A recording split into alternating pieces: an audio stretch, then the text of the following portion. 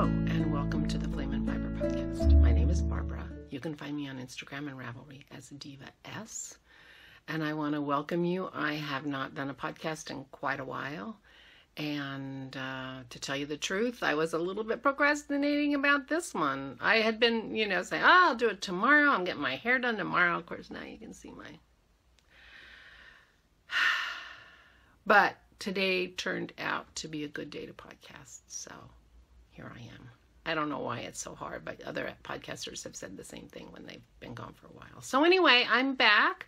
Thank you so much for joining me. Welcome to any new viewers. Thank you to the new subscribers. It's so much fun to get new subscriptions. Dennis hears about every one of you, I have to say. And welcome back, and thank you for joining me again for everyone who's been here before. Oh, my lighting seems to be going in and out as I move, which I do.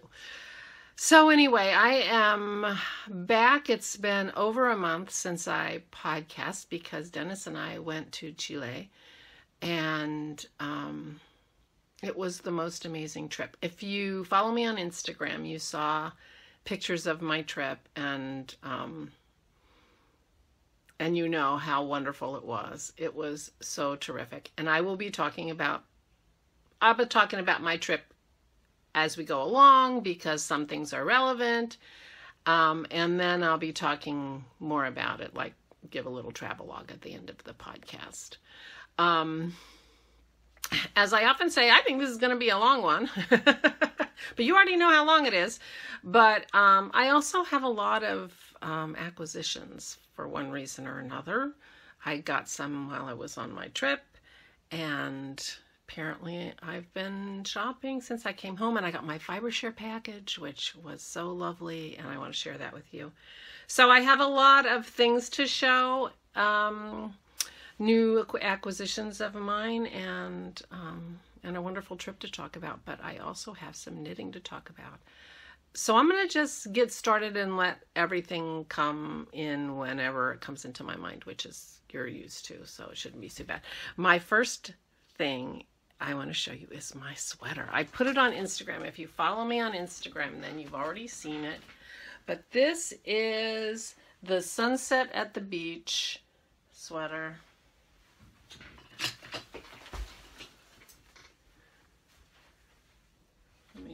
I'm going to adjust you a little bit. This is going to be like so bizarre. So this is the Sunset at the Beach sweater. This is knit top down. This is the Marcella Chang, who is the co-host of the Chile Knits podcast, is a designer of beautiful things. She designed this, and I did a test knit. This is my first test knit, and oh my gosh, I love this sweater. It fits me beautifully. I did the size exactly to my chest measurement, and it's perfect. The only thing I did was I made it a little bit longer because I wanted it a little more coverage actually in the front, because it has a rounded hem. You can see it goes like this. Anyway, I love this sweater. I'll post some pictures of it too, not just this, but it's knit top down, and I'll talk about it. But there's going to be an edit here because me getting back in my chair is not a pretty sight. Oops. Yeah, I cut that. I actually filmed it, but I'm sure I edited that out. Oh, and let me move me back up just a tad. There we go. So this pattern, as I said, is designed by Marcella Chang, and I have all kinds of notes. I want to talk to her about it, but it is a lovely pattern, and I think this will be... So this is her picture, and I'll show you my picture of me. I did the same picture. This is not, I don't think this is the picture that's going to be on the pattern. This was just for the test knitters, because Connie of Chile Knits is a photographer, and they went and had a photo shoot. So I'm sure there's a new picture, but this is the sweater. Sunset at the Beach by Marcella Chang. It's not out yet, but I expect it to be out in the next couple weeks. She just released another pattern.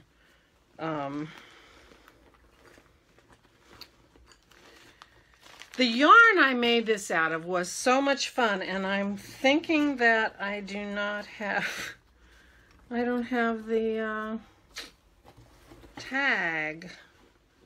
I don't see any tags for this yarn. And I am very sorry that I don't, but I will put it up here. This is from Fully Spun. Brooke, I am Fully Spun on Instagram, and Brooke Knits. Brooke has a podcast, but she does this beautiful yarn, and I have very little of it left. I thought I was going to be playing Yarn Chicken, but I actually did better than I thought. I used 3. Her put up is really big, so I used 3 skeins of it, but you can see it's very marled. She dyes this yarn in the wool and then sends the wool off to the mill to be spun into yarn. I think it's the coolest thing. She has gorgeous colors. This color is called Grab the Old Bay. She lives and works in Maryland, and Old Bay is this red spice that you put on when you're boiling crabs. And blue crabs are famous in Maryland, so that's why the blue and the red, presumably. But I just love the color progression on this. So this is three skeins. And so what I did was, this has the coolest start to a sweater.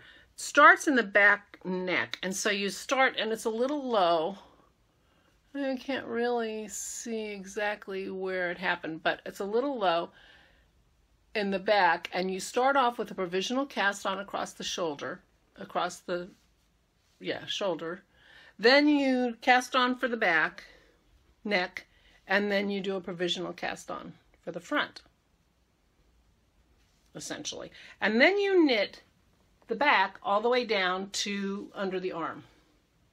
And you come back and you knit the fronts, and so you pick up the provisional cast on and you down front, and you knit down the other front. And then you connect them under the arms and you knit back and forth, because of course it's a cardigan. So the reason I have a nice big ball of yarn like this is that I did that. I cast on and I knit the back and all the way. I picked up the stitches on the front to start knitting the front, and I see this really odd stitch. And I'm thinking, why do I have such a screwed up stitch? That's crazy. Let me fix it.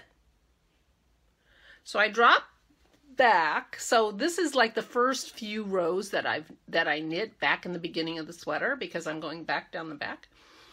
And I, for the life of me, cannot get that stitch to pick up correctly. And I fussed with it and I fussed with it and I'm shredding the yarn and I'm getting really frustrated. And I'm in Chile. So I should be having nice calm knits. And I'm like making myself crazy. And full confession, I don't really have to confess everything to you guys, but full confession, I actually cut that yarn thinking I could do something, and which of course is ridiculous. I'm never going to do that. So now once I've cut the yarn, I'm like, okay, I'm screwed. I have to start over, because this is the very beginning of the sweater. You start here and you knit down. So it's not like I can just tear back a little bit and, very beginning. So I unravel the whole back that I've done, which, it wasn't the whole back. It was just down to the armholes. Oh, I'm drinking water out of my Sagrada Familia cup that we bought in Barcelona. So I unravel the whole thing and I start over. Oh, sorry. So as I'm casting on again for my second try at this sweater, I realized that was a short row stitch, because you start doing short rows because you're doing the back of the neck. I'm like, oh my God, it was a perfectly fine stitch. Although wrap and turn, I am discovered that I am no good at wrap and turn, which is what she uses in this pattern. And so there were places where I substituted the German short row, but then I went back to wrap and turn. And so it's not, my wrap and turns are not good. I should have looked them up, but I was in Chile. they're fine. They look fine. But when I looked at that stitch, it looked weird to me. And I had, you know, and that what had been days before, and it looked weird to me. And so I didn't recognize it as a short row stitch. And so I ruined my knitting and I had to start over. So that's what this big ball was from part of the tear out of the beginning, and I started over. Every problem I had with this sweater, which weren't very many, were all user error. Ugh. But I am so happy with the sweater. It's a very light sweater. You can see that it is a very loose gauge. It's a summer sweater. It's a fingering weight sweater in a very loose gauge. It's supposed to be 24 stitches to the inch, I think, or 23. And the pattern calls for a size 4 needle. I am such a tight knitter. I don't even know. I mean, sometimes I have trouble getting my stitches across my needles. That's how tight of a knitter I am. I had to go up to an 8 from a 4. So I knit this in a size 8 needle when the pattern calls for a 4. And, you know, it's not just Marcella's patterns. It's every pattern. I always have to go up. But to get gauge, I had to go up to, and I'm showing you the sleeve like I did the sleeve in an 8. I didn't. When I knit back and forth, I knit looser, so obviously my purling is a little looser than my knitting. So the body was knit using an 8, but when I knit in the round, I knit even tighter. So I had to go up to a 9. I did the sleeves on a 12-inch circular size 9 needle. It's crazy, but it turned out gorgeous. Oh my gosh, I am so excited about this sweater. I really, really love it. I think it looks good. I'll show you some pictures Dennis took of me. So I had 3 skeins of this yarn, and every skein is different. I mean, you can see that there, you know, the way it's done, and there was, you know, every skein is different. So I did one front one way, and you know, they look close, but they are not the same. You can see they're different. So I had 3 skeins. So I knit the front and the back and the mistake in one, and I got to the end of the first skein. And I was about halfway down. It was somewhere in this red part, which is, you know, quite a ways down. The put-ups on Fully Spun are really large, and I wish I could find the tag. I'm so sorry.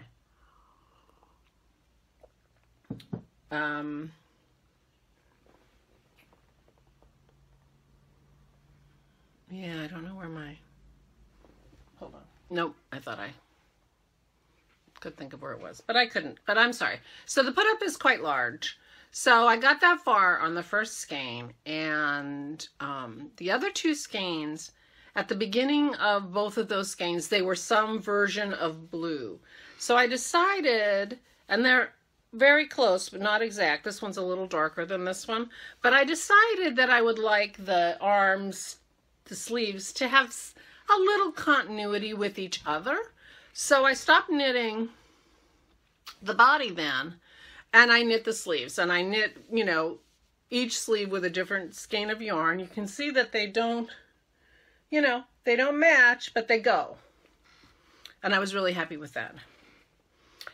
And then, so I had 2 partial skeins to finish the rest of the sweater. And I was a little worried when I was getting to the end that I wasn't going to have enough yarn. And that, you know, I hate having that anxiety when I'm knitting because it's not supposed to be anxious. But what are you going to do? So,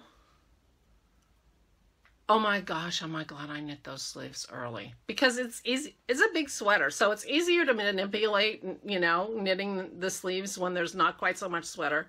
Plus, it's a kind of a shawl collar, and, you know, so she had short rows to make the shawl up, the collar in the back higher than the rest of it, but the rest of it is garter stitch all the way around.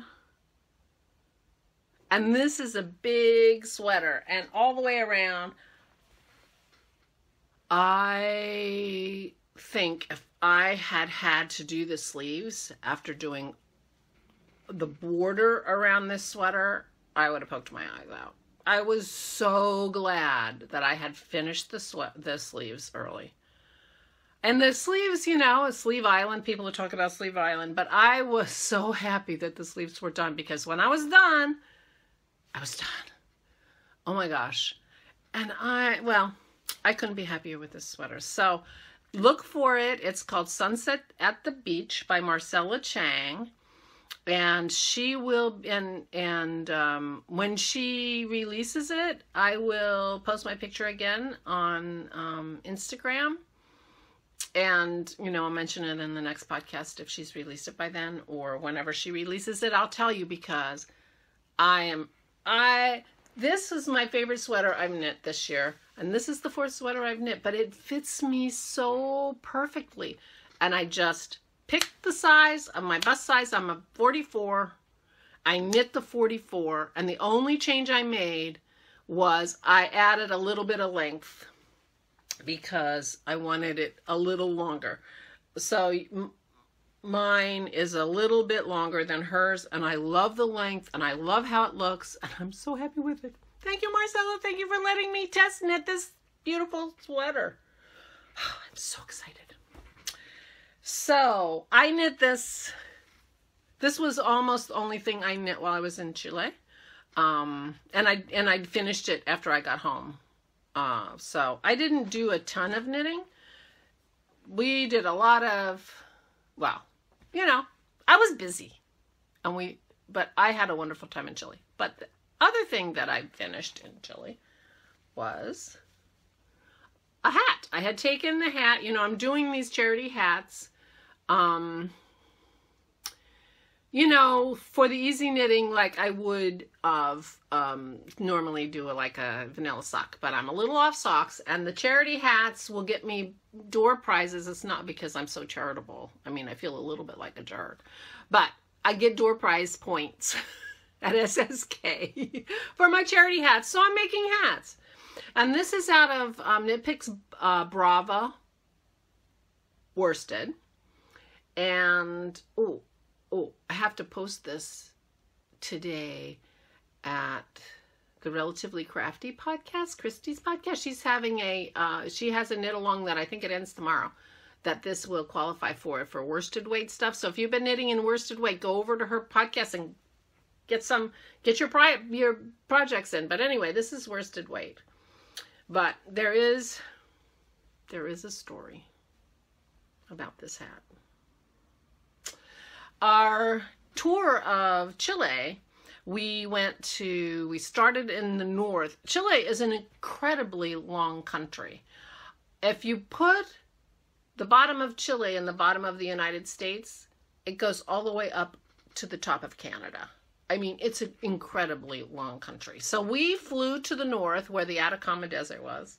And then we flew back to Santiago, and then back to the very south in Patagonia, Punta Arenas. You can find that on your map, and it is very low down there.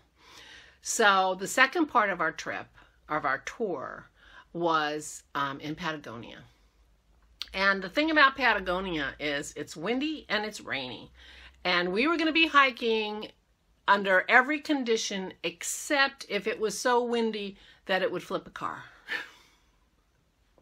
So I will be telling you more about that part of the trip when I do our travelogue. But our second time we tried to do a hike, it was gusting at 60 miles an hour, the wind. And so Dennis took this picture on our first hike, which was the day before, and I'll show you this picture. Notice the hat I'm wearing. I broke one of my rules. Well, I did that several times, and I took something I really cared about with me. I took that hat. Now, that hat was the hat that I made, started in Susan B. Anderson's. I'm sure she did that on purpose, so we would think of Susan B. Anthony. Susan B. Anderson's Fair Isle class or colorwork class that I took at Vogue Knitting Live last year in January of 2017. And I love that hat, and it's the only color work I have done, and doing color work is on my list. And so it was blowing so hard that my hat blew off. And it blew over a cliff, and I swear for 2 seconds, I sincerely thought about going after it and trying to rescue that hat. I was so sad, but it just blew right off my head. We did not go very far on that hike before we had to turn back because the conditions were not good. I was so sad. When I lost that hat, I couldn't believe it. I was in the middle of knitting this hat at the time, so I put my sweater down and finished the hat because I needed the hat because we were in cold weather. So anyway, I wore my hat. I wore this hat on, so I'm going to have to wash it. I still have ends to weave in. And, but this was my other finished object. So I finished 2 things, and it's been a month. But one of them is this gorgeous sweater. I'm so happy about the sweater. So anyway, I think this is my fourth charity hat, although I'll be honest with you, I cannot find the first one. I have no idea where I put that. And that was the end of the Knit Picks Brava that I had. So I bought some Red Heart Super Saver stuff on sale at Joann's, thinking, oh well, you know, I'm out of this, I'll get something else. Oh my god, that is such horrible yarn. It's so not fun to knit with, and I thought, oh my gosh, if I can't stand to knit with it, who's gonna want it on their head? So I stopped knitting that hat. I'm gonna throw that yarn away. Or give it to Goodwill or something. But I ordered more of the Knit Picks Brava. And so when it comes in, I will cast on a new hat. But I have not done that. So those are my 2 finished things. Oh my gosh, I'm so happy with this hat. So since this is the year of the sweater, and aside from Marcella's sweater, I'm knitting Isabel Kramer because I get points and I love Isabel Kramer. And the lovely Stephanie of the Mean Girls sent me one of my favorited Isabel Kramer sweaters for my birthday, which was so sweet. And so I have cast on my next sweater, which is the Arcade by Isabel Kramer. And it's got this really nice detail of a little bit of lacy something going on there. So it's not super plain. So when I looked at this sweater, it's got a very wide neckline on this woman. And I thought, that's too wide for my fat bra straps. So I'm going to have to wear a tank top underneath of it. And so I thought, well, I normally would want a longer sweater than this, but I'm going to just knit the sweater the way she wrote it, and I'm going to wear a tank top, and my tank top will come lower here, and so I'll still have the length of a shirt that I like, and we'll have knit the sweater exactly as she designed it. So I bought exactly the yarn. So this is not typical of me either, but I decided I'm going to go buy yarn for this sweater. And I went to my local yarn shop and I bought Malabrigo. Now I own some Malabrigo. I got the Malabrigo Arroyo. And I got it in the Reflecting Pool colorway. Turns out I have never actually knit with Malabrigo. Isn't this pretty? It's just the color too. And so I was looking at Malabrigo and I was looking at Madeline Tosh. They have them side by side. And I found a color I liked in Madeline Tosh. To buy this sweater exactly the amount that was called for in the pattern, it was almost twice as much in Madeline Tosh than it was in Malabrigo. Now, You're all sitting there saying, yeah, we know that because we use Malabrigo all the time. Well, I've never done this. So it's not typical for me to take a pattern and say, let me go buy yarn for this sweater. I have sweaters quantities of yarn, and usually I'm like shopping in my stash, but it was my birthday. So I decided to treat myself and to go buy yarn. And gee, where do you think I got the idea for the color? Maybe I don't have an original thought in my head. It's possible. But I really like the color, and I decided I was going to go with it. So what if it was the same color? So, it's a top-down raglan sweater. And it's just a plain pullover until you get to the side where you start doing that nice detail, and which I'm about ready to do. So last night I tried it on. I had split for the sleeves, and so I put it on waist yarn and tried it on just to make sure it's got positive ease, which is what the pattern calls for. But it's going to be nice, and I'm really happy with it. Except, and I'm still happy with it, but it turns out that this neckline on me is not nearly as wide as it is on her.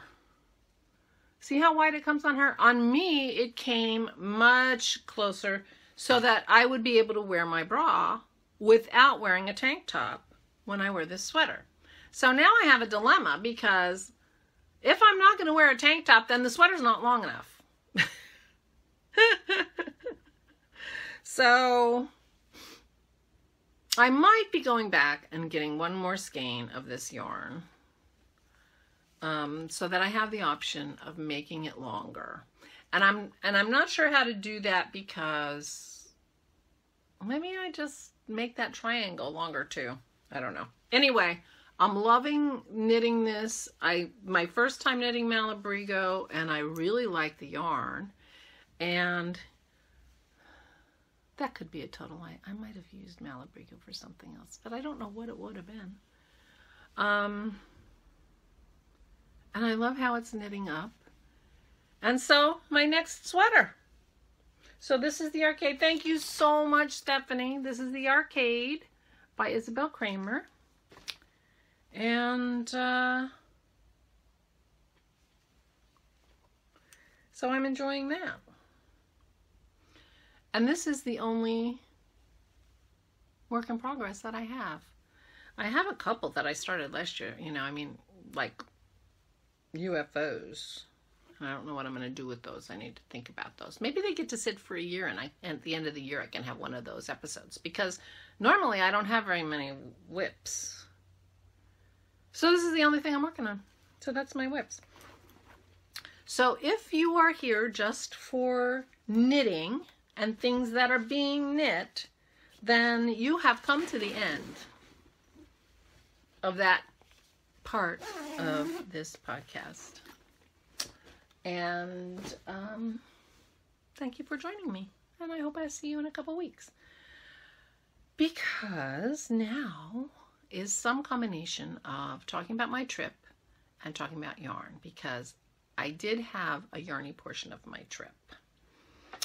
The tour that I was on, we flew to Santiago, and we were only in Santiago for one day, and then we flew up to the desert, the Atacama Desert, which is the driest desert in the world. Parts of it have never been rained on in recorded history. But we didn't really spend any time in Santiago. I mean, we had a little tour of the city on a bus, but the point of this trip that I took was to see the wilderness of Chile, which is unbelievably amazing.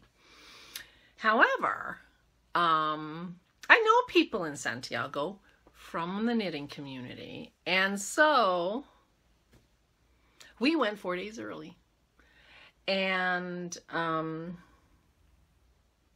our first friends we met were Mane and Javier, who I could go on for days about how amazing these two people are. They were so lovely. Mane is the one who sent me my first Fibershare package, and that gorgeous mint colored alpaca that I've been trying to knit. I knitted into my worsted boxy that did not work, and I've undone that, and I think I found a pattern for that yarn, but I'm not sure. She's the one who gave me that gorgeous yarn, and we have been, become friends from that first encounter. And she actually works for like the Tourist Bureau of Chile in Santiago. So she sent us all kinds of literature and a video, and it was wonderful. So she's really the reason that we ended up going to Chile when we did. We had Chile on our list of places we wanted to go, but talking to her and knowing she was there and really moved it up higher. And so so we made, plans to get together. Well, she and Javier treated us like visiting family. It was unbelievably generous of them. They had just started their vacation time. They had 3 weeks off, and they were leaving on Wednesday for their summer vacation house. But we got there on Saturday, so it was like their first day of vacation. And they picked us up at the airport and took us to our hotel, dropped us off, we checked in and, rested for a few minutes, and then they picked us up and took us on a tour, and we went out to dinner. We spent 3 amazing days with Mane and Javier, and I cannot tell you how generous and grateful, how generous they are and how grateful we were. We had such a lovely time. Mane speaks a little bit of English. I speak no Spanish, very little Spanish. Although if I know what the conversation is about, I can often follow for a little while. And I'm pretty good at figuring out sort of like what the waitress is asking us and that kind of stuff. But I do not really have any Spanish, and I promised Mane I would work on my Spanish. But Javier speaks perfect English. He lived in Miami, I guess, as a teenager. His dad had a job there, so he spent a couple years in the United States. His English was excellent. And so he was our translator. And I don't even know what to tell you, but here they are with their lovely son, Gabriel. He was learning English. He was speaking English to us. We were, he was teaching me Spanish. We were teaching him English. It was so much fun. And he is a charming child. And we had so much fun. And, but I can tell you that when Mane and I were in the yarn shops, we did not need Javier to help us with our languages because we were speaking knitting and it worked out great. So that was good. So in the course of our tours with Mane and Javier, we had 2 yarn buying situations. The first day, they took us to a place to, cash in our, to change some money, and we went to a yarn shop that she had bought me yarn at, and this was one of the yarns that she had gotten for me. There was one in my Fibershare package, and she had sent me another package that had more yarn. And she sent me another one of these. But I love it so much. This is mulberry silk and linen. And I want to make a summer sweater out of this. And I wasn't sure what the yardage was. It doesn't say what the yardage is. And I think we ended up going to the company that makes this on our second tour, and I think they said it was 500 and some yards. So anyway, so I bought another one. This is exactly the same color as she got me. So now I have 3 cakes of this, and I will be making a summer top out of this. I love this color. It's very similar to the color of the Cell Gris that I made last year, but I really like it, and I think it goes okay. I don't care about my coloring, it goes with my hair. Anyway, I really discovered and I've known this for a while, that I get overwhelmed when I go in a yarn shop and stuff. I don't know what to buy. Everything looks gorgeous. I just kind of shut down, which is hard to believe, I know, because I have so much to show you. But this is all I bought in that yarn shop. Yarn I already had. But it was a cute little yarn shop, and it was so fun to go there with Monty. That was fun. So one of the days that we went to an alpaca farm, and then we went to a winery. It was so much fun. We had so much fun with them. They were so sweet and lovely. And I'm hoping they'll be able to come back to the United States and we can return the hospitality, because they were wonderful. But we went to alpaca farm and saw the mill. It was a farm and a mill combined, and a store. And so I'll put some pictures here of the animals and the little bit of the yarn shop. And I bought 2 yarns. I bought this gorgeous, gorgeous undyed alpaca. And this feels like a dream. I got 3 skeins of this. And it is shiny. It is so luscious and lustrous. I have no idea what I'm going to do with it. I think it's like a DK.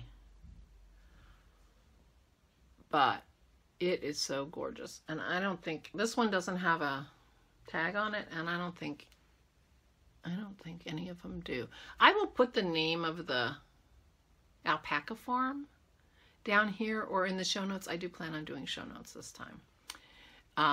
So this is 100% baby alpaca. And baby alpaca, just FYI, doesn't mean it's fiber from a baby alpaca. Baby alpaca is the designation of how fine it is. It can be from an adult alpaca. But this is so lustrous. Ugh, I love it. So I bought 3 skeins of this. I have no idea what I'm going to do with it. And then I bought this. And this is silk and alpaca. I don't know why. I was just drawn to this color. Each one of these skeins, I think, is 200 grams. So this is a solid yarn. I bought 3 skeins of this. Maybe it's not going to be so bad. There's no bounce in this. This is silk and alpaca. There's no spring. This is, so I have to be careful what I do with it, because it's, it's not going to bounce back or anything. It's just like if you made something out of silk. But this it feels heavy.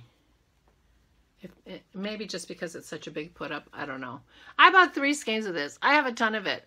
I can make a dress, but a dress would be like awful. But this would make a beautiful shawl. And maybe, I think what I'm going to do is something like make a tank top out of it. And a shawl. Or a cocoon. A little bit like a cocoon.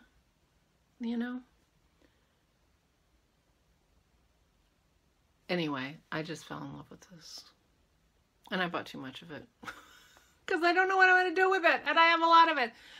But, oh my gosh. I just really love it. It's so lustrous. The blue and yellow. I don't know what's with me with that goldy yellow. But apparently, I like yellow. So, we just had such a wonderful time. And I don't want to go on and on about how fabulous they were. But they were so generous with their time. They gave us a bottle of delicious wine, which we drank before we left Chile. But oh my gosh, we had dinner with them like 3 times. They took us to all different restaurants that were wonderful, like typical Chilean food, which is what we wanted to have, of course. And they were wonderful. So Wednesday, we joined up with our tour. Everybody showed up at the hotel. And so we met our trip leader, and, and we went. So Wednesday we did something with the tour, and we had dinner with everybody Wednesday night. And then on Thursday, I guess we didn't do much Wednesday afternoon, but we had dinner with everybody. Thursday morning, we had the tour of the city, and then we were on our own until Friday morning when we were leaving for the Atacama Desert. So Thursday night, Connie from Chile Knits was back from her vacation house, and she invited us for dinner. So Dennis and I went to her house for dinner. So we got to, I got to see where she does her dyeing. I got to see her stuff. I mean, it was so much fun. She is such a lovely woman. And so much fun. And she made us pisco sours. My goal on this trip was to try all the pisco sours. She made the best ones. I will say that. Her pisco sours were delicious. And we drank too much of them, plus the champagne.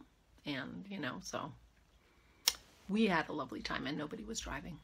So it was okay. We had so much fun. They were so lovely. And her husband, Danielle, is lovely, handsome, gorgeous, wonderful guy. I mean, really sweet, really nice. And her daughter, Emma, is 6. And she speaks perfect colloquial American English. You would not know that child was not born in Pennsylvania. I mean, she had not a trace of an accent, and she spoke beautiful American English, if you can call American English beautiful. I was blown away. She was so charming, really charming. And their son, Felix, Connie's like, well, he doesn't speak English. He's 3. Oh my gosh. And he was so cute. Oh. So we spent all evening. We got there, I don't know, 7:30. I think we left like at 1:30, and I think they had to work the next day. It was like, oh my gosh. But we had such a good time. They were so lovely, and we did exchange some gifts. But one thing was, I had bought some of her yarn before I left, and I said, oh, and I'll pick it up. So that was fun. So these are the 2 colors that I bought. And I bought these to make a shawl pattern that Marcella has put out. So I'll do that crinkling thing. Why don't I? Sorry. Shawl patterns that Marcella put out that I'm not even going to attempt to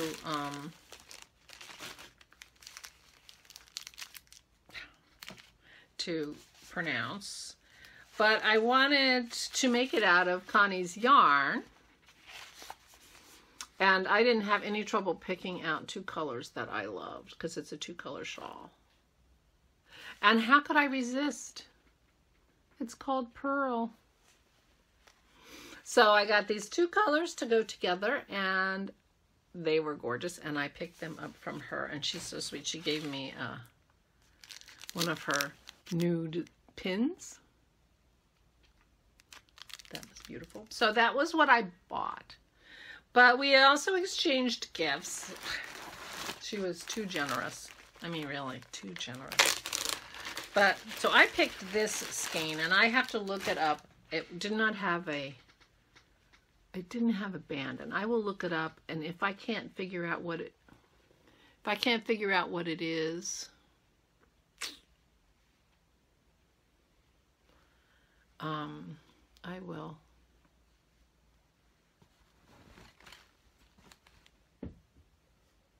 I will email Connie and ask her.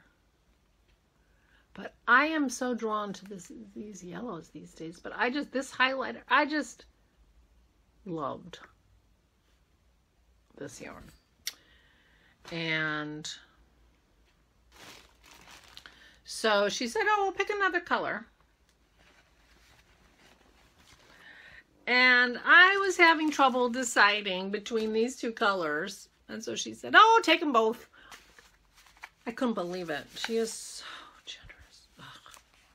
But aren't these beautiful? She does brights so gorgeous. And I got to tell you, it was so nice to be in Santiago in the summer. It was so nice to be in summer. And it's just, the bright colors are just perfect for Chile. I mean, oh my gosh. So anyway, these are 2 colors. This one is called Crazy Fruit, and it's on Sparkle. I have very little sparkle in my stash. So that's one of the reasons why I like this. But I just, look at that orange. So that's called Crazy Fruit. And this one is called Magic Garden. So anyway, thank you so much, Connie. These are so gorgeous. So these were what she gave me. And I forget what this one's called. It didn't have a tag on it, because she had her table out. She's like, oh, but her whole dining room table is like covered with gorgeous yarn. Oh my gosh, it was beautiful. And then she gave me this. Isn't this cute? This is her old label. She said, oh, that's my old logo. And then she gave me a pin, another pin. So isn't this the cutest bag? So I don't know if she's still making bags and selling them in her shop, but this was so cute. Thank you so much, Connie. That was so unbelievably generous. Oh.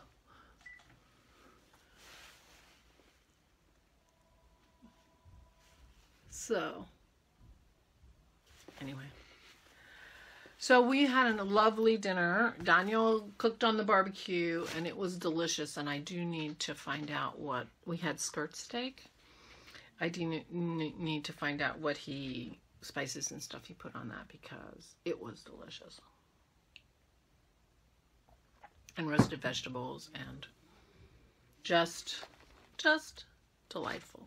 So those are the wonderful yarns that I got while we were in South America.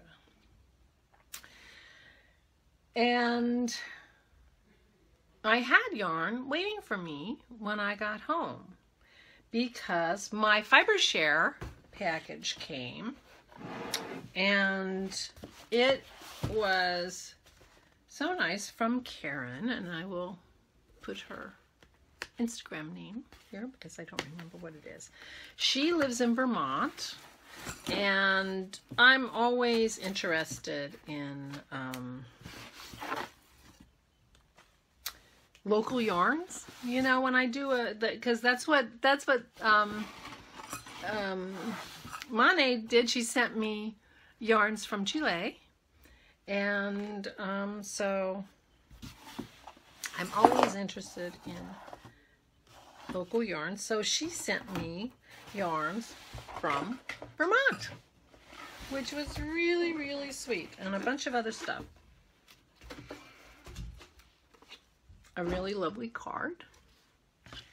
She sent me some of these. I love these for holding stitches and for putting stitch markers on and things like that. She sent me a pin from Must Love Yarn, which is her local yarn shop. I mean, how cool is that? And then she sent me some beautiful stitch markers from, I forget where she said they were from. Oh, made by a woman in Scotland. So, made by a woman in Scotland. And I had a little trouble getting them. Oops, there we go. And these are just the sweetest little... I just dumped that whole thing out onto my floor. I'm such a dope. But they're all different colors. I don't know if you can see the blue and the yellow. They're really, really delicate and lovely. And thank you so much, Karen. So I will pick those up when I'm done with my podcast. I promise. I won't lose them. I won't vacuum in here till I have them all. But the yarns that she gave me, one of the things that, you know, I have a lot of fingering weight yarn. And so I said, you know, I don't necessarily prefer fingering because I have a lot. And so she sent me some gorgeous worsted weight. Isn't that beautiful? Purple Butterfly is the color, and it's from Fiber Stash Dye Works. Fiber Stash Dye Works. Isn't that beautiful? So this is a Vermont yarn dyer. So that's beautiful. And this is Superwash Merino. And then she sent me another purple. Isn't that gorgeous? I love that one. This is Sweet Pea and Friends. So this says, Sweet Pea and friends of Moonrose Farm, nicknamed the Knitting Club, have gathered their wool together into small batch friendship blends of naturals and heathered colors. The colors match the knitted pieces appearing in their children's book series. Follow their real-life stories, explore yarn, knitting patterns, books, and more at sweetpeafriends.com. Thank you, John and Jennifer Churchman. So this just says 100% wool. 200 yards for 100 grams. Isn't that beautiful? This one, gee, you think I like this color? Is Yellow Dog Farm Spinning Wool and Fiber. And this is 50% mohair and 50% wool South Hero blend. And this is from South Hero, Vermont. Isn't that beautiful? Oh my gosh. This is going to be a little woolly. I think maybe not. Well, it's mohair and wool. But look, you can see the fuzz. So beautiful. And then I think this may be my favorite. The Happiest Yarn.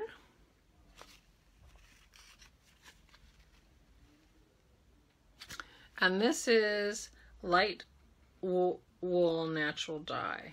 And this is 4 parts Shetland from Wing and a Prayer Farm, 1 part Romney from Doc Mason's wool, and 1 part merino, and tons of spinnerly love from Batten Kill fibers.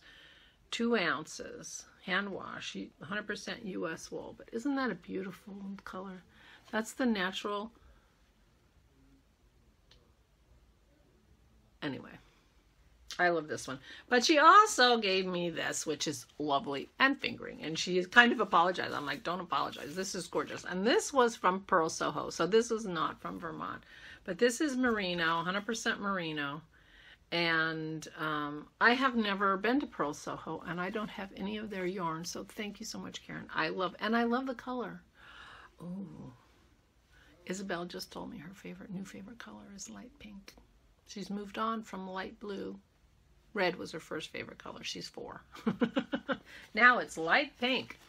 But she can't have this. She needs something that can be washed. And this is merino. 100%. Isn't that beautiful? So thank you so much, Karen. Oh my gosh. I am in love with this Vermont yarn. These two, well, I don't know. They might not be quite the same weight of yarn, but aren't they beautiful? I mean, just thank you, Karen. Really, really lovely. Oh my gosh. So much yarn. So I am have been participating in the Crafty Toads Year at the Museum Yarny Club, and this is their February yarn, and it's based on the picture of Guinevere. I guess that's King Arthur's tomb, or Lancelot. Who died? I forget. Arthur died, right? And this is the yarn. Now, looking at that picture, I would have expected green. So that's kind of interesting to me. But I think they were just taking, I'm not sure. I'm not sure I quite see the inspiration for this colorway in that picture. A little bit, the yellow and the blue. But I love the yarn. So I'm fine with that. Don't get me wrong. I love the yarn. And I love their Drusilla base. It's an 80-20. You know, that's what I like. And I really, really, really like the yarn. So I was really happy with it. Look at this. These guys have blown me. Oh, there's gold under there. Have blown me away with their dyeing. They've been doing it for about a year now. A little more than a year. Oh my gosh. Really love their yarn. So this was February. So this was here when I got home. And then, you know, it's March. So March came. And March is, yeah, I made sure that I was very noisy. Sorry about that. It's still in its tissue. I love this picture Oh, I didn't even see the back of it. I love this picture. The back of it is the next inspiration. I want to go to Ireland and I want to buy some of these guys' pictures. I just really, really, really liked this picture. And you can really see the inspiration for this. I mean, you can find every color in this yarn in that picture. And I am in love with this color. Oh my gosh. Isn't that great? Ladies, hit it out of the park. So that picture is called No Parking, Claire. Oh dear. I need to sign up for the next one because that's the inspiration for the next one. Birdie. It's going to be purpley. But I just love this yarn. So this is the third. This is the March. Ooh, spoiler alert. This is the March color. I'm sure everybody got theirs. But I just fell in love with this color. I'm so happy with it, girl, ladies. And this one too. Didn't have to have green. I love it. I love it. So gorgeous. And last, but certainly not least, lovely Kayleen, who is Little Bean Crochets on Instagram and Ravelry and places. And she has a podcast, Little Bean Crochets. And she is littlebeancrochet.etsy.com. I'll put that down there. She was having some kind of like a sale. And I think it was like 15% off or something ridiculous like that. So of course, I went out to her Etsy shop, because who doesn't love a sale on yarn that they love? And I bought Sister Use Your Pain. And while I am editing this, I am going to look that up because I have no idea what the reference is. I am so out of it. But look at these colors. Oh my gosh. And I'll tell you that, and I got the sparkle because I don't feel like I think I got a sparkle from Connie, and this sparkle, that may be the third sparkle I have in my, I just don't have a lot of sparkle. But I bought this because I think I want to swatch it up, and I'm hoping, to see how it knits out, because I love this color, and I was thinking that I would like a sweater out of it. Now, I don't know if she does custom dyeing, because she does have a DK weight yarn in her repertoire. So I thought I would knit this up and see what I thought, because I thought this would be a beautiful sweater. But I want a DK. I don't want a fingering. I have so much fingering for a sweater. And I've just finished my third fingering. I am not knitting another fingering sweater for a while. So anyway, that's one of the reasons I bought this, and so that I can see how it knits up, because I may have to ask her to knit me up too, if she does custom dyeing on a DK, if she would dye me up some of this yarn, because I love it. I don't know what it means, Sister Use Your Pain. So I have been winging it. I'm going to check my notes because I know I forgot one thing that I really want to talk about.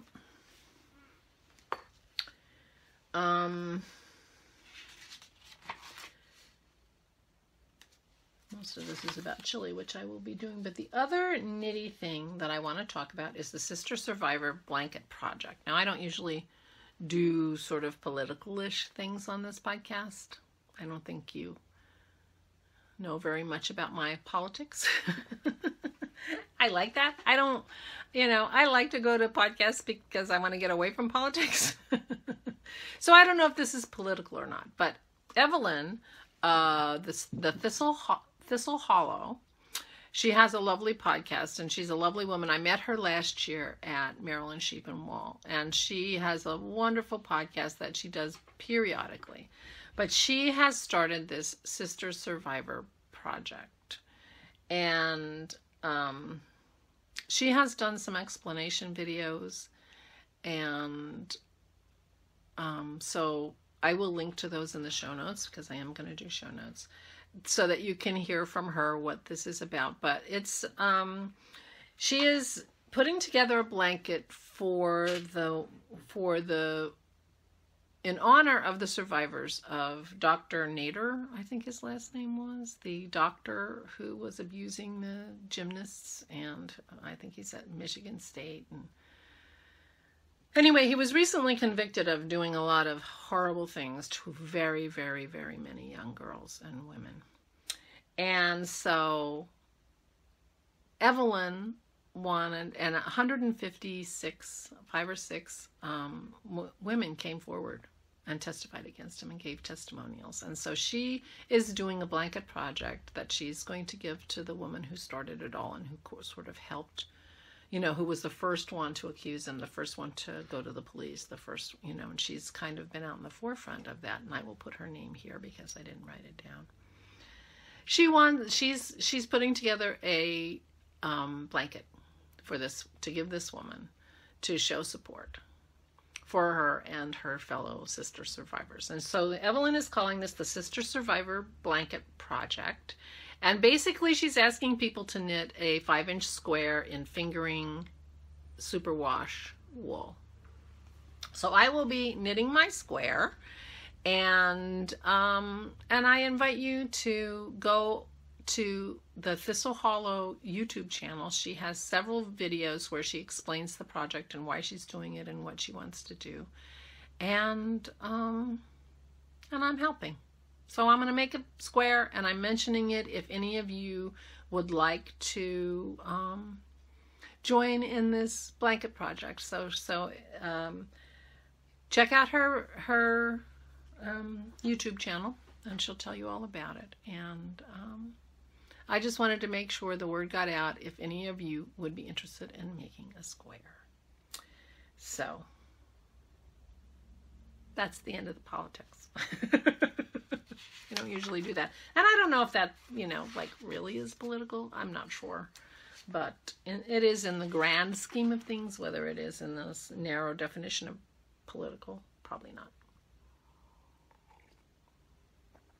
So now I'm going to show you some beautiful pictures and tell you a little bit about our trip to Chile. So I told you what about Santiago, and I will show some pictures here.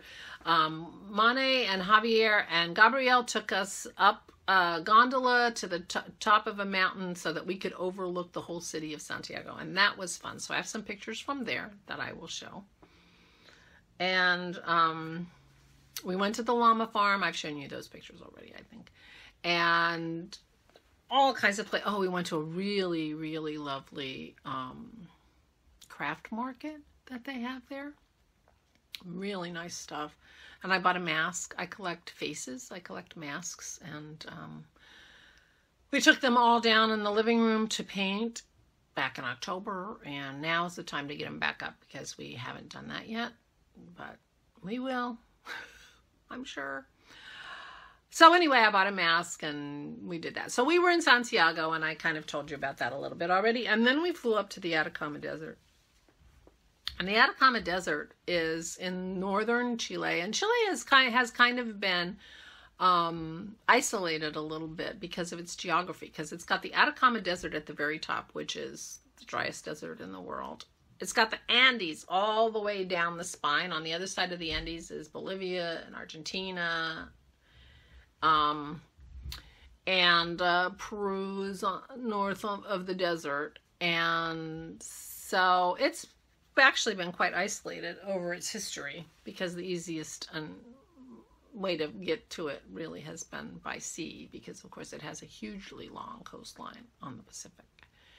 So we flew up north to the Atacama Desert. We flew into a town called Calama, which is a mining town because maybe the world's biggest copper mine, could be the world's biggest copper mine, is up in the Atacama Desert, and that's a mining town, and that's where the airport is. And then we drove about an hour to San Pedro de Atacama, which is a little town that's sort of at the foot of the Andes, and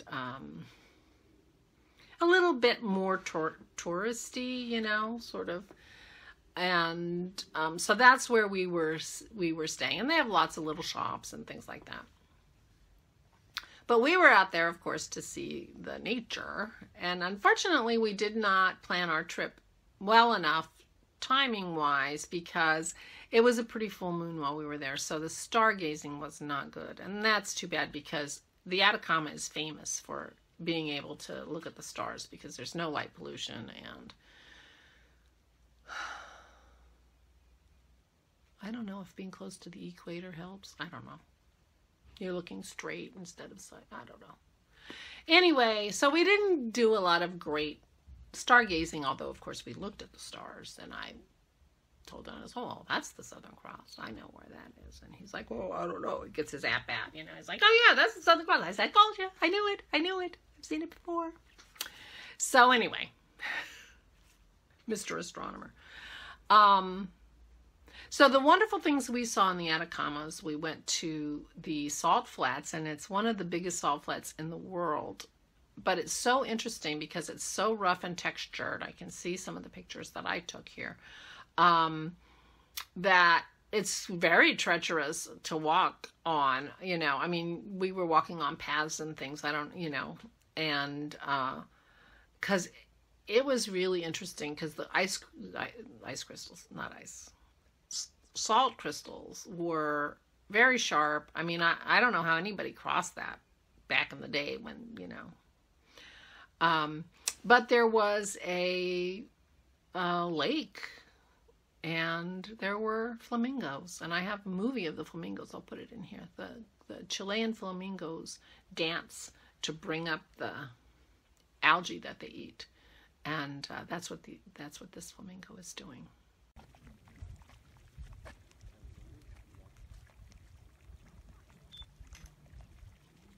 These are the Chilean flamingos. Come on, guys. Dancing. There's a dancer. To bring up their food. So it was lovely to see flamingos, and really interesting because we're in the middle of a desert. But it actually rained a couple of times. The rain never actually hit the ground, but you could see the rain off in the distance. And one place we were supposed to go, we switched when we were going because the rain was coming in. They call it the Bolivian winter because if they're going to get rain up there, they get it normally in the winter. And of course, we were there in the summer. But it's an El Nino thing or something like that. I'm not sure. But the clouds end up going over the Andes from Bolivia and drop rain in the summer. So it's a very unusual situation. But so it was a little weird. You know, we saw rain, we saw lake, the driest desert of the world. So we did that. We also went up, and I showed you some on Instagram, some videos of the geysers. We took a day trip up to 14,000 feet, which is pretty high. I mean, we were at 9,000 feet, I think, at the hotel and stuff. So almost everything we did was high. But we went up to 14,000 feet and to a geyser field, and it's one of the biggest geyser fields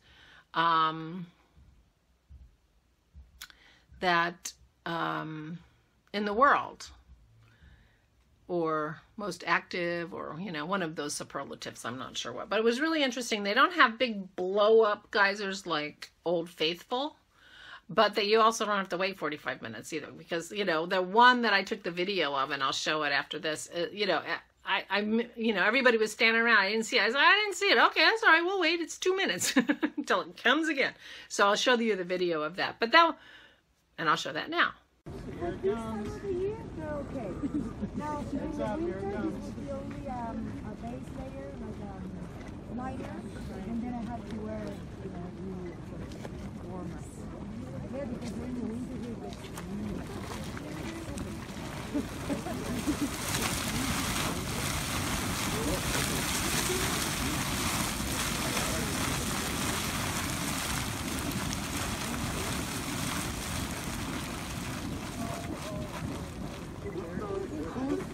and that's it. Very cool. I gotta stop talking so I can let myself put a video in. But that was kind of interesting because here we are in the driest desert in the world, and it was really foggy when we went up, which was interesting. And so we went up in the morning and it was really pea soup fog, which was apparently unusual. So we were watching the geysers in the fog, and it was cold. It was like 35 degrees or something, because we're really high, even though it was summer.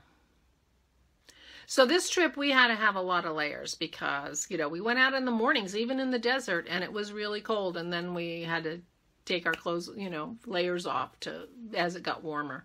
The other things that we did, we went to the Valley of the Moon, which had some beautiful outcroppings and, you know, big dunes, red dunes, and really fabulous. And then we were walking in, they called it Death Valley or the Valley of Mars. And that was nice.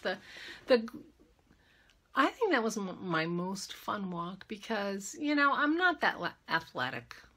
And, you know, I go on these things because some things you've got to hike to see them. And I'll hike because I want to see them. But our guide was young, very young, gorgeous, lovely woman, very fit. And some of the guys and, you know, people in our group were fit. And so they took off, and I'm like, I am not walking that fast. Because I wasn't looking around. I'm just trying to keep up, you know, and the whole point, you know. So I went, you know, with them for quite a while, and I said, you know what, and it was, you know, to a dead end, and then they were going to come back. So I couldn't get lost. I was in this gorge in this valley. And so I just said, I'm going to turn around, you know, I'm turning around, I'm heading back by myself. And I ended up by myself, walking back, taking my time, looking around. I got some beautiful pictures, which I will show you now, where I have been showing you. No people in my pictures. It was just the rock formations and the beautiful thing. A car went by and stopped and said, you know, was I okay? And I said, I'm fine and I'm not lost. And, you know, everything is great, no worries. And so they went on. And I enjoyed that walk. I think that was my favorite sort of hikey walk of the whole trip. Just because I took my time, I looked around, I stopped, I got off the road and went over to take a picture and look at the, you know. So that was fun. That was in Valley of Mars or Death Valley, depending on what you want to call it. So that was the Atacama. Gorgeous, gorgeous, amazing. The people are lovely. The people of Chile are really lovely. So we flew back to Santiago, and our trip leader kept laughing and saying, we're going back to Atlanta. You know, she says, it's like Atlanta where, yeah, everybody stops at Atlanta before they go somewhere else, you know, because there's no flight from the north of Chile to the south of Chile. You have to go to Santiago and then go back south. So we did that. So we ended up in Punta Arenas, which is a port town in Patagonia at the very close to the bottom of Chile.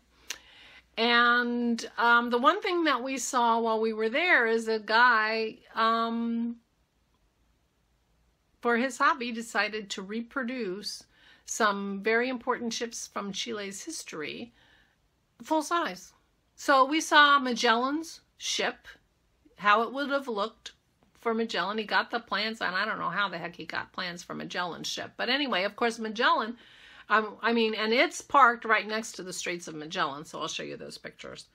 And the Beagle, which is the one that Darwin was on, it stopped in Chile as well, and a couple of other ones. Anyway, it was really cool. So we went to that museum and crawled around on those ships, and that was fun. And then we went to, we stayed one night in a really lovely hotel in Punta Arenas and had a really nice dinner. And this is what was on our pillow when we got up. A little sheep chocolate. Oh my gosh. I told Dennis he wasn't allowed to eat them. He wasn't allowed to eat it because I wanted it for the podcast. Aren't they cute? I couldn't believe it. They were so adorable. I guess he could eat them now, but he's not going to because he's on his diet now. But I might eat them. Oh. Or if I do a giveaway soon. I mean, I don't want them to be too old, but aren't they cute? So that were on our pillows. So how can you resist such a place? It was a really sweet little hotel. And then we took a bus ride to the Torres del Paine National Park or Forest. Talk about spectacular views. Oh my gosh. Just gorgeous. I mean, the whole of Patagonia is gorgeous. I mean, I think the whole of Chile is gorgeous, to tell you the truth. We didn't, you know, there was no, anyway. So this was a beautiful park. We saw a gajillion rainbows because it rained a lot. This is the park where I lost my hat because we were walking around come rain or shine, and it was the wind that would stop us, and it did stop us on that one walk where my hat blew off. Oh my God, I was so sad. I was so sad. But anyway, we saw a million rainbows and beautiful, beautiful scenery, and the people were lovely. And so we were there, I think we were there 2 nights at that lodge, which was the best sleeping I've done was in Patagonia. I wasn't, you know, I'm not a good sleeper. And I slept really well in Patagonia. I don't know, excuse me, I don't know what it was about Patagonia, but I slept really well, and it was a lovely. And you know, meanwhile, the whole time I'm checking out pisco sours, and I'm going to put the recipe for a pisco sour in the show notes. But a pisco sour it's really quite simple. It's the juice of one lemon. It's sugar. They use simple syrup, and pisco, which is a kind of like a brandy. It's a liquor made from wine, so it's a kind of brandy. It's a special South American brandy, but I can find it in Pennsylvania, so you could find it if you were trying. And well, in the United States you can find it. I don't know if you can find it wherever you are, but in the United States you can find it. And a little bit of egg white, and you shake it all up, and with ice, and it's delicious. And so Connie, when she made it, and it's 3-to-1 pisco to lemon juice. And so Connie was making a whole picture of it. So she took a highball glass and she put a highball glass of lemon juice, 3 highball glasses of pisco, and 1 egg white, and she blended it all together and mixed it with ice. And I don't remember if she blended the ice in there or not, maybe a little bit. It was really good. And that egg white gives it a foam, which is nice. Apparently you can get like powdered egg white. So when they're making them one at a time, they put a little bit of powdered egg white, you know, like in a bar. But anyway, so I pisco soured my way across Chile, and I had to go back on my diet when I got home because that's a lot of sugar, but they were good. And so I have no idea why I was talking about pisco sours. Suddenly came into my mind when I was thinking about that lodge in the Torres del Paine. But I've been showing you pictures of Torres del Paine, and gorgeous. On that the first walk we did while we were there, we saw a puma, and that was really the only walk that I ended up going on. Because we saw a lot of beautiful scenery just getting out of the bus and walking around the hotel or the lodge and that kind of stuff. So I didn't end up I went to the waterfall where my hat blew off, and then they canceled the rest of that walk because it was too windy. And there was one other walk that sounded like I wasn't going to enjoy it too much. And the views were very similar to what I could see from the balcony of the hotel. So I watched from the balcony and just walked around the grounds a little bit. So anyway, unbelievable. And I've been showing you scenery, I hope. And then we drove to the port, and I'm not remembering the name of the town. And we got on a small ship that had carried maybe 90 passengers, and there were 20 of us in our group, and there were probably another 20-25 people on the ship who weren't part of our group, and we sailed for 3 nights on the fjords of Patagonia in Chile. And so we saw some amazing glaciers and unbelievable. So I will show you some pictures of these glaciers, and it was really lovely. We always like a boat, you know. Lots of our trips include boats because we really like a boat. And this was really a very nice boat, very comfortable ship. The food was delicious, and the scenery was to die for. So I will, at the end of my talking, put up lots and lots of pictures of glaciers and ice. One of the things we did a couple of that, you know, took a little skiff to get off so we could view a glacier from a good vantage point. And then we got on another boat, a smaller boat that went around deep into some of the crevices. And on that boat, one of the things they did was they gave us a drink they called the 1230. It was 12-year-old scotch and 30,000-year-old ice. I'm not a big scotch drinker, but I drank my 1230, I will admit. It was kind of cool and kind of awful to think about 30,000-year-old ice going into a cocktail glass. But, you know, I mean, even if the glaciers weren't receding, which they are, and even if the ice wasn't melting way faster than it should, it would still be coming down just from gravity and, you know, those kinds of things. So we didn't hurt it by having, you know, pulling out a piece of ice out of the ocean and using it for our drinks. It was interesting, the last day we were on the ship, they pulled up next to a waterfall and they just stuck their hoses up the hill and took the water from a waterfall and filled their tanks. We drank bottled water on the ship, but, you know, the showers and all that stuff. And this was water straight off the glacier and all, you know, so off the mountain tops. So it was perfectly fine water, but that's not what we ended up drinking, but we could have, you know. Anyway, it was amazing. So I'm going to end this podcast with just pictures, and I'll think about putting some titles on them, some of them that you need, but these are gorgeous, gorgeous glaciers. There are some sea lions. We saw some dolphins, birds, and Chile is a wonderful country. The people were all lovely, even the ones we didn't know before we got there. And I can't recommend it more highly. I understand that this actual trip is not going to be available next year, which is too bad. I guess it was like too much flying because you have to fly back and forth, and I don't know. I don't understand it. So they said they're taking the Atacama part off the trip, which is really a shame because that's the reason we picked this one, because Dennis is very interested in the Atacama. And but anyway, I'll put a link to Overseas Adventure Travel, which is the people that we use for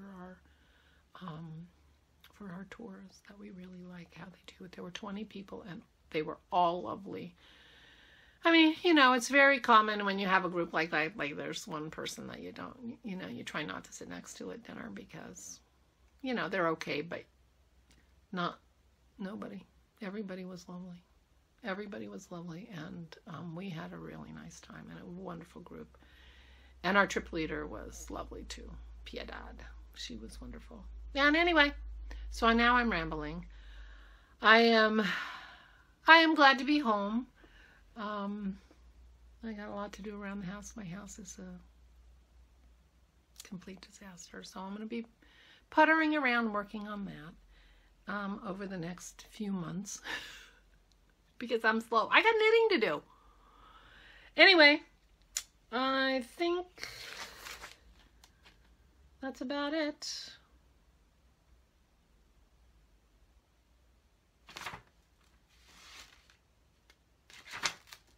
So I'll say goodbye. Sorry this is so long, although it's no longer than they usually are, so I guess it could be worse. But I'll put pictures at the end, so it'll be longer than I think it is. And I hope you enjoy them, and thank you so much for watching. And I hope you have lots and lots of time to do the crafting that brings you joy. And I will see you in a couple of weeks.